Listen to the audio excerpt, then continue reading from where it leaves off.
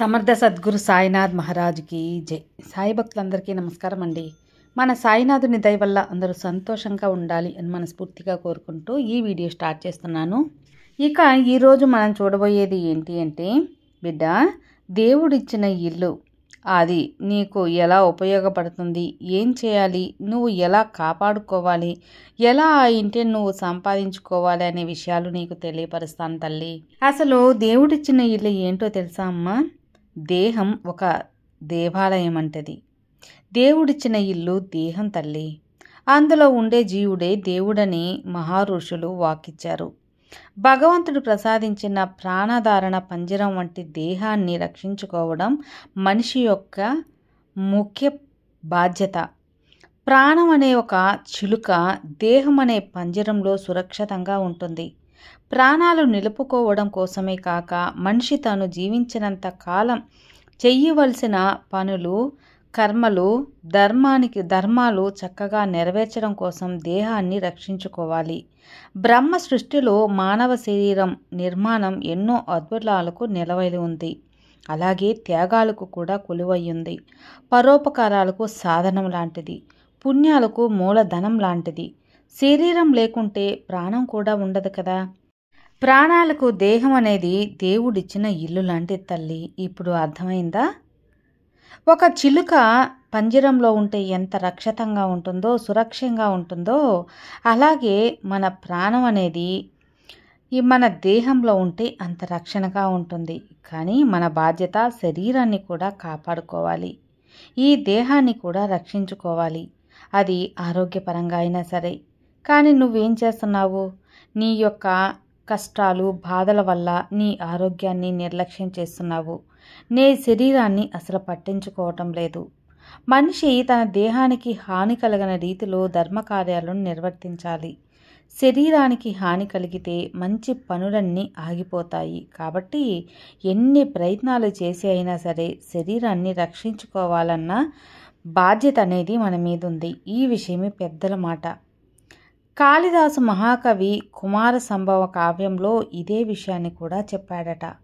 పార్వతీదేవి హిమాలయ పర్వతంపై పరమేశ్వరుడు కోసం తపస్సు ప్రారంభించింది. ఉపవాసాలు, కఠోర దీక్షలతో తపస్సు చేస్తూ తన శరీరాన్ని కష్టపెట్టింది. ఆ కారణంతో ఆమె చిక్కి శల్యమైంది కూడా. ఆ స్థితిలో ఆమె పరీక్షించడానికి శివుడు కపట బ్రహ్మచారి రూపంలో వచ్చాడు. ఆమె దీనస్థితిని చూసి చలించిపోయాడు. ఓ పార్వతి, మనిషికి దేహమే కదా ప్రధానం. శరీరాన్ని బాధ పెడుతూ ఇంత ఘోరంగా తపస్సు చేయటం నీకు తగినదేనా? శరీరమే కదా ధర్మ సాధనం. అలాంటి సాధనాన్ని నాశనం చేస్తూ నువ్వు కోరింది లభించదు కదా అని ప్రబోధించాడట. శివుడు మాటల్లో ధర్మ సాధన కోసం దేహాన్ని రక్షించుకోవాల్సిన కర్తవ్యం స్పష్టంగా తెలిసింది పార్వతీదేవికి. దేహాన్ని ఆరోగ్యవంతంగా ఉంచుకోవడం కోసం శాస్త్రాలు ఎన్నో ఉపాయాలను, మార్గాలను కూడా ఉపదేశించింది. తగిన వ్యాయామం, యోగ సాధన, ప్రాణాయామం, యుక్తహోరా శయనం, యుక్తం కర్మాచరణం, యుక్త నిద్ర, ఇలాంటి ఎన్నో పనులనేవి చేసి మన శరీరాన్ని ఆరోగ్యంగా ఉంచుకోవచ్చు. ఎన్నెన్నో మానవ శరీర రక్షణలకు ప్రాచీన ఉపదేశించిన పద్ధతులు కూడా కనిపిస్తున్నాయి. కానీ మనిషికి తన ఆధీనంలోనే ఉండే ఈ ఉపాయాలను పట్టించుకోవడం లేదు. నాగరికత పేరుతో విషపూరితమైన ఆహారాలను, పానీయాలను సేవిస్తున్నారు. అపశుభ్రమైన పదార్థాలను భుజిస్తున్నారు. కాలతీత నిద్రతో మేల్కొల్పుతూ శరీరాన్ని తానే రోగాల వైపు నెట్టేసుకుంటున్నాడు ఈ మానవుడు. ఆయా కాలాల్లో ఏదైతే సరైన ఆహారమో దాన్ని సేవించకుండా విరుద్ధ కాలాల్లో విరుద్ధ పదార్థాలను తింటూ అనారోగ్య పాలవుతున్నారు.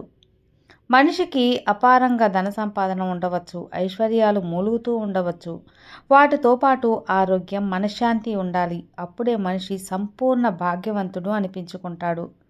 పాడు పనులు చేస్తూ పైకి అందంగా ఉన్నంత మాత్రాన మనిషి ఆరోగ్యవంతుడు కాలేడమ్మా. చెడు పనులు చేసే సమయంలో ఆ మనిషిని హెచ్చరిస్తూ అది సరైనది కాదు అని సూచిస్తుంది. ఆ మనసుకు విలువివ్వాలి. మనిషి ఆ మాటను ఆచరణలో పెట్టాలి. యుక్త విచక్షణ పనులు చేయాలి. ఏ పని చేస్తే ఇతరులకు కష్టం, నష్టం కలుగుతుందో అలాంటి పనులను అస్సలు చేయకూడదు. పెద్దలు ఏ పనిని చేసినా త్రికరణ శుద్ధితో చేయాలన్నారు కదా. కాబట్టి ప్రతి విషయాన్ని కూడా శ్రద్ధతో చేయాలి.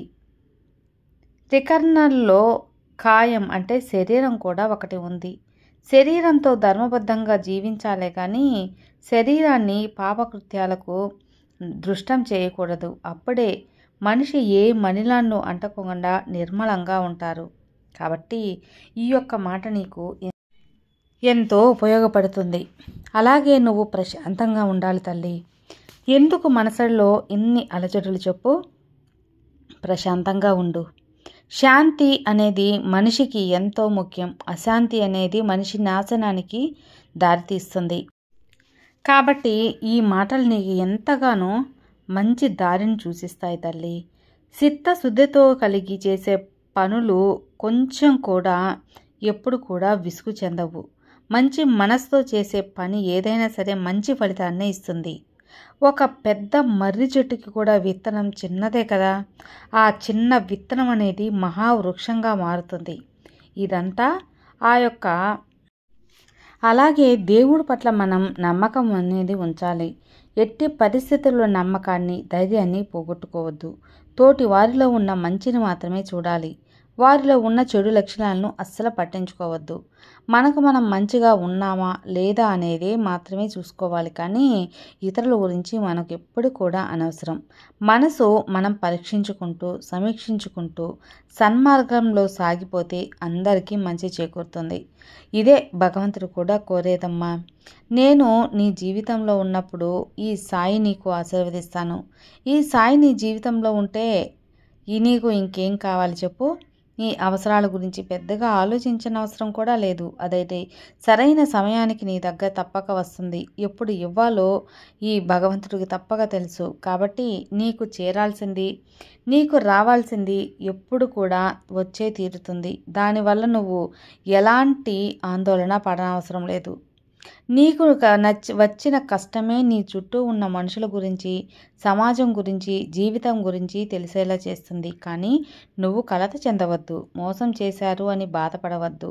ఈరోజు నువ్వు అనుభవిస్తున్న బాధ అయినా సుఖమైనా సరే అది భగవంతుడే ఇచ్చిందని మాత్రం నమ్ము. కాబట్టి ఎప్పుడు కూడా చింతపడవద్దు. ఆ బాధ అనేది కూడా ఈ క్షణం ఉంటుంది, మళ్ళీ ఉండదు కదా. కాబట్టి మనసులో చెడు కర్మ ఆలోచనలు హీనమైపోయాయనుకో, అప్పుడు పాపం అనేది మూటగట్టుకుంటుంది. ఆ పాపానికి నువ్వు ఎప్పుడు కూడా ఒడికావద్దు. నీ ఆలోచన సరైనది అయితే ఎదురువారి ఆలోచనలు తప్పు అనే భావన నీకు వద్దు.